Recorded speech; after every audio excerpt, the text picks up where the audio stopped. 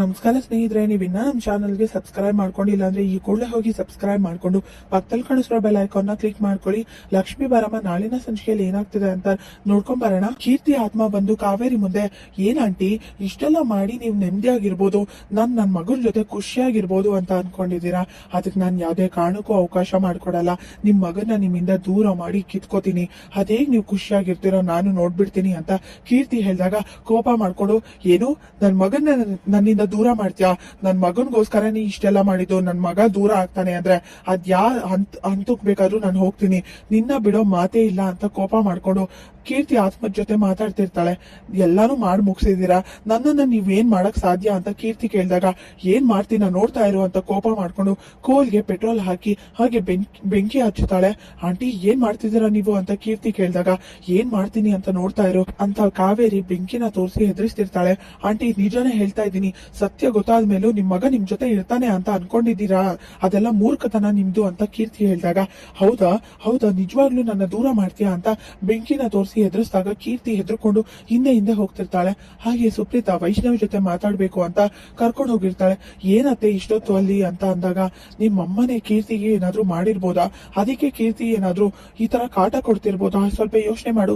ಮನೆಯವ್ರು ಯಾರಿಗೂ ತೊಂದರೆ ಕೊಡದೇ ಇರೋ ಕೀರ್ತಿ ಬರೀ ಕಾವೇರಿ ಅತ್ತಿಗೆ ಮಾತ್ರ ತೊಂದರೆ ಕೊಡ್ತಿದ್ದಾರೆ ಅಂದ್ರೆ ಇದರಿಂದ ಏನೋ ಇದೆ ಅಲ್ವಾ? ಯೋಚನೆ ಮಾಡು ವೈಷ್ಣವ್ ಅಂದಾಗ, ಹೌದು ಅತ್ತೆ, ಈಗ ನೀವ್ ಹೇಳಿದ್ಮೇಲೆ ನನ್ಗೂ ಕೂಡ ಅನುಮಾನ ಬರ್ತಿದೆ. ಅಮ್ಮನ ಹಿಂದೆನೆ ಕೀರ್ತಿ ಆಗ್ಬಿಟ್ಟಿದ್ದಾಳೆ ಅಂತ ವೈಷ್ಣವ್ ಯೋಚನೆ ಮಾಡ್ತಿರ್ತಾನೆ. ಇದರಿಂದ ಏನಿದೆ ಅಂತ ನಾನು ತಿಳ್ಕೊತೀನಿ. ಕೀರ್ತಿ ಸಾವಿಗೆ ಏನ್ ಕಾರಣ? ಅವಳೇ ಸಾಯೋ ಅಂತ ಅವಳು ಹುಡುಗಿ ಅಲ್ವೇ ಅಲ್ಲ.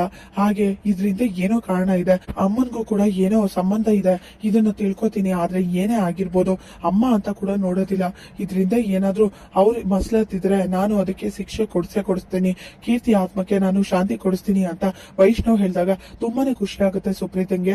ಹಾಗೆ ಇಲ್ಲಿ ನನ್ ಮಗನ ದೂರ ಮಾಡ್ತೀಯಾ, ನನ್ ಮಗನ ದೂರ ಮಾಡ್ತೀನಿ ಅಂತ ಎಷ್ಟು ಹೆದರ್ಸ್ತಿದ್ಯಲ್ವಾ? ನಿನ್ನ ಬಿಡೋ ಮಾತೇ ಇಲ್ಲ ಕಣೆ, ನಿನ್ನ ಸುಟ್ಟಾಕ್ಬಿಡ್ತೀನಿ ಅಂತ ಕಾವೇರಿ ಬೆಂಕಿನ ತೋರಿಸಿ ಕೀರ್ತಿನ ನಿನ್ನ ಸುಟ್ಟಾಕ್ಬಿಡ್ತೀನಿ ಅಂತ ಹೆದರ್ಸ್ತಿರ್ತಾಳೆ.